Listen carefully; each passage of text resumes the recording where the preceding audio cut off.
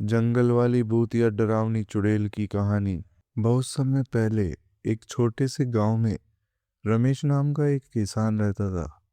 वह बहुत ही मेहनती और ईमानदार आदमी था। उसके परिवार में उसकी पत्नी और एक छोटा बेटा था। गांव के लोग उसे बहुत सम्मान देते थे क्योंकि वह हमेशा सबकी मदद करता था। लेकिन उसी गांव के पास एक घना जंगल था।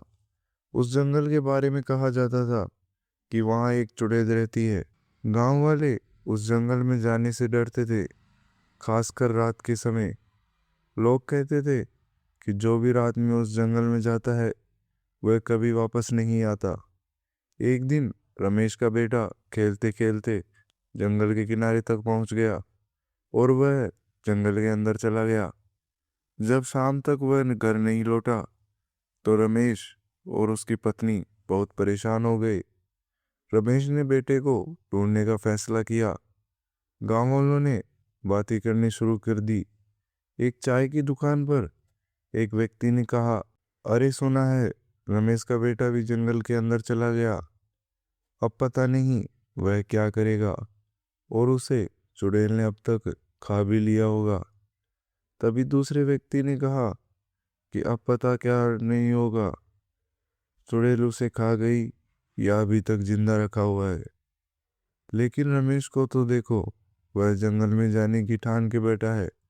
उसे लगता है कि वह उसे ढूंढ लेगा। तभी वह पहले वाला व्यक्ति बतला है, मुझे लगता है भाई अगर रमेश उसे जंगल में ढूंढने के लिए गया तो वह खुद भी वापस नहीं लौटेगा और उसकी पत्नी को अकेले ही घर संभालना पड़ेगा। तभी वह दूसरा व्यक्ति कहता है, हाँ भाई, मुझे तो लगता है रमेश को वहां नहीं जाना चाहिए। जोश जोश में वह होश हो खो रहा है। वह चुड़ैल का सामना कैसे करेगा एक इंसान होकर। तभी वहां पर एक बुजुर्ग आते हैं और वह बुजुर्ग कहते हैं, ये कोई जोश नहीं, उसकी बेटे के प्रति उसका प्यार है और वह उसे प्यार के चलते अपने बेटे को जरूर लेकर आएगा, ये मुझे विश्वास है। कुछ गांव वाले उसके घर गए और गांव वालों ने उसे मना किया, कहा कि रात में जंगल में जाना बहुत खतरनाक है।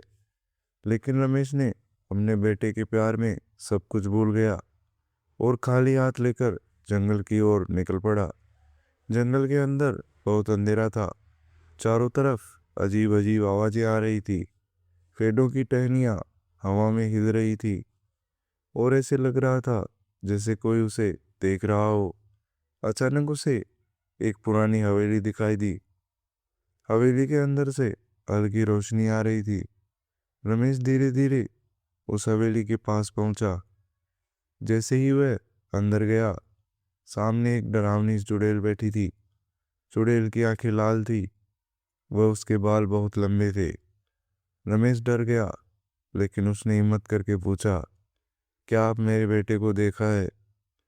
चुड़ैल कुछ देर तक उसे घूरती रही और फिर बोली, हाँ, वह यही आया था, लेकिन मैंने उसे कुछ नुकसान नहीं पहुंचाया।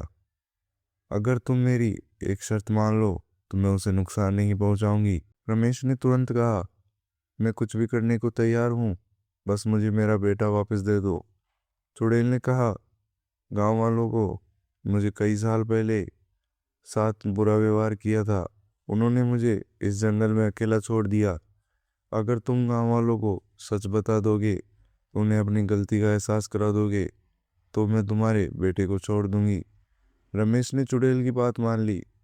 अगले दिन वह गांव वापस गया और सबको अब पूरी सच्चाई बताई। गांव वालों को अपनी गलती पर बहुत पछतावा हुआ।